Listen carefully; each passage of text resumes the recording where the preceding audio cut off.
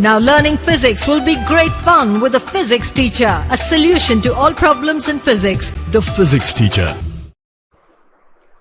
इस क्वेश्चन में हमसे कह रहा है कि जो बाइंडिंग एनर्जी है H एटम की, उसको हमने निकाला है ये मान के कि जो प्रोटॉन है, मतलब जो न्यूक्लियाई है, वो रेस्ट पे है, फिक्स्ड है, और इलेक्ट्रॉन उसके चारों तरफ घूम रहा है।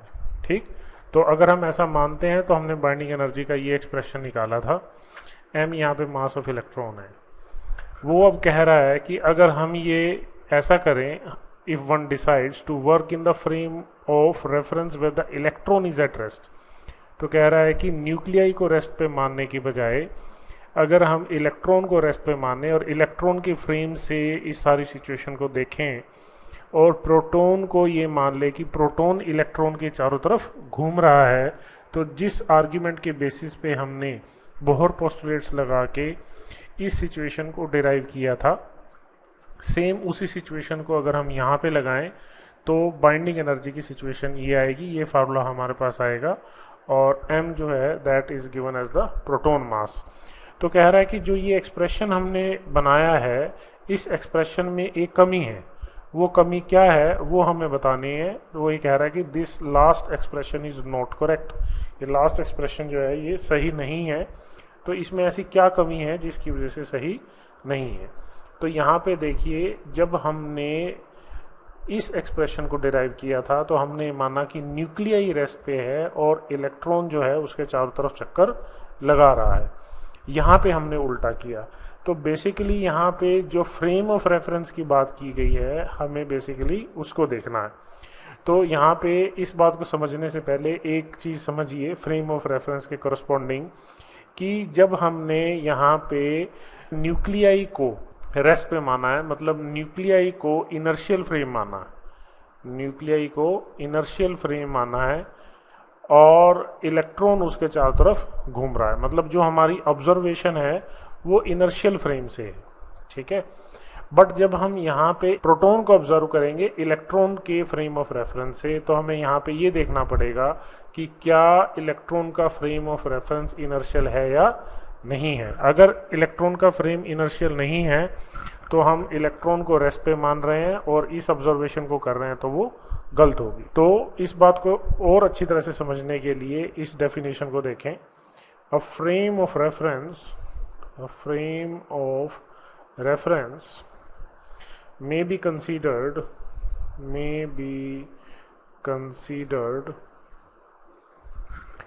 as inertial if its acceleration is negligible. Its acceleration is negligible with respect to the acceleration of the object to be observed। ये कह रहा है कि उस फ्रेम को हम इनर्शियल कहेंगे अगर उस फ्रेम की एक्सेलेरेशन बहुत कम होती है या बहुत कम हो, किससे? एक्सेलेरेशन ऑफ द ऑब्जेक्ट से जिसको अब हम ऑब्जर्व कर रहे हैं। ठीक है, तो इस बात को समझने के लिए इसके अंदर हम एग्जांपल ऐड करते हैं। Suppose this is earth, this is a ball से ऑफ मास m। तो ये अर्थ और बॉल दोनों के ऊपर म्यूचुअल फोर्स लगाएंगे, दैट इज से F। और अगर हम यहाँ पे एक्सेलेरेशन ऑफ बॉल निकालें, that is the force divided by the mass of the ball, और एक्सेलेरेशन ऑफ अर्थ निकालेंगे तो force divided by the mass of अर्थ।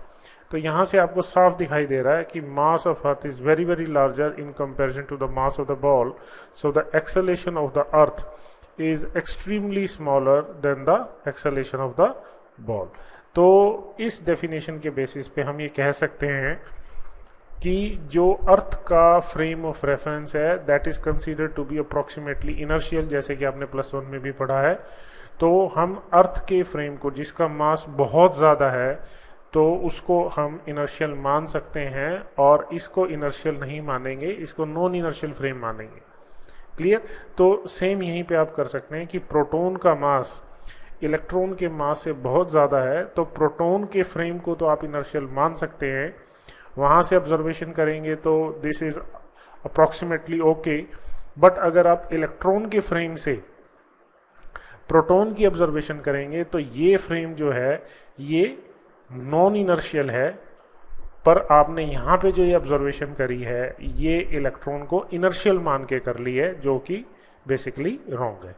तो इस इंफॉर्मेशन से हम कह सकते हैं कि जो ऑप्शन सी है that is the corresponding option, वो कह रहा है कि that this last expression is not correct because the frame in which electron is at rest is not inertial, वो इनर्शियल नहीं है, इसलिए ये एक्सप्रेशन गलत।